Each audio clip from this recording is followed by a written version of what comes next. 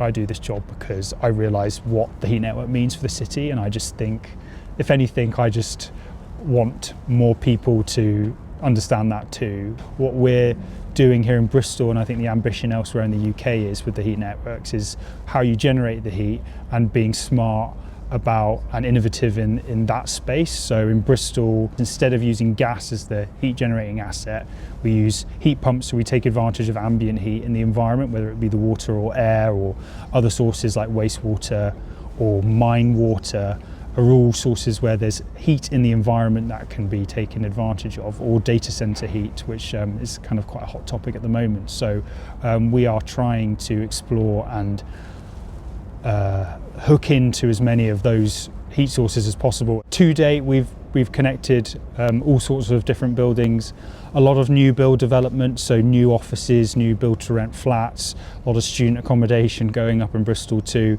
So retrofits as well, the fire station, the hospital, but also Victorian Primary School, several social housing blocks, government office buildings as well, and in the future, you know, we're hopefully going to do more connections to NHS buildings, the universities too, whole community base, and hopefully we can extend connections to smaller buildings as well in the fullness of time. At the moment, we're connecting larger buildings, but ideally, as the network expands, we can start opening up connection opportunities to, you know, one day hopefully domestic homes.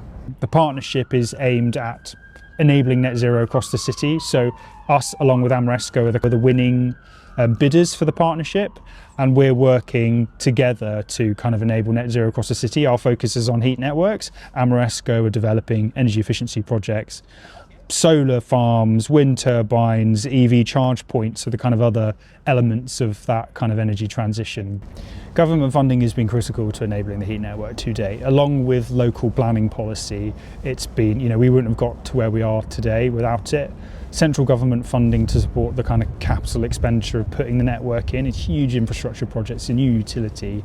Without kind of central government support, we wouldn't have probably got to where we are today. The big challenge, I think, with us deploying heat networks is engagement and getting people along on the journey with us and understanding why we're doing this. Like, we're not just digging up the road because to be a nuisance. We're doing this to enable the city to transition off fossil fuel assets for its heating. We want more people to understand what we're doing, want them to engage in the conversation about how we develop the heat network. We want people to be going into their places of work and wanting their building to be connected to the heat network, and we want them to be talking to their colleagues, to their bosses, to their landlords about that. And we want people to understand the benefits.